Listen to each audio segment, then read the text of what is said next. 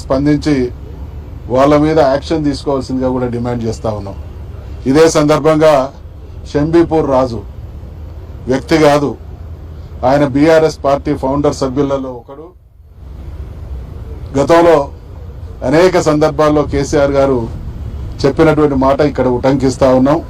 తెలంగాణ ఉద్యమానికి వచ్చిన రోజే సర్ఫే కఫన్ బాంధ్కే నిక్లే, ఎవరికి భయపడడానికి, ఎవరో దాడులు చేస్తే పారిపోవడానికి పిరికి పందలం అయితే ఈ ఉద్యమం నడిచేది కాదు, రాష్ట్రం వచ్చేది కాదు.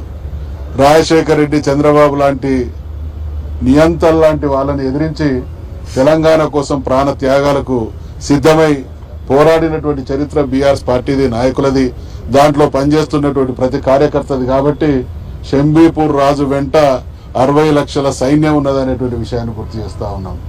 దీని వెనుకున్నటువంటి వ్యక్తులు గూండాలు. ఏదో నడి రోడ్ల మీద భయపెట్టిస్తే భయపడేటువంటి వాళ్ళం కాదు.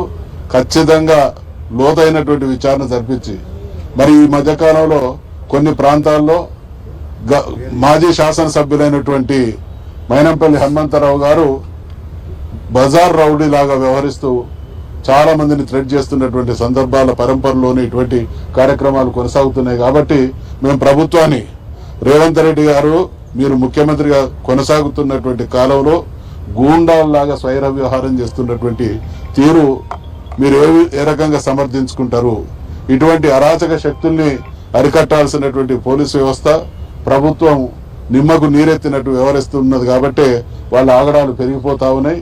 ఖచ్చితంగా షంబీపూర్ రాజుకు ఎటువంటిది ఏది జరిగినా ప్రభుత్వం ఇటువంటి గూండాలే బాధ్యత వహించవలసి ఉంటుందని, అటువంటి గూండాలను ఎదుర్కోవడానికి బీఆర్ఎస్ పార్టీ సర్వదా సన్నద్ధంగా ఉంటుందనేటువంటి హెచ్చరిక చేస్తూ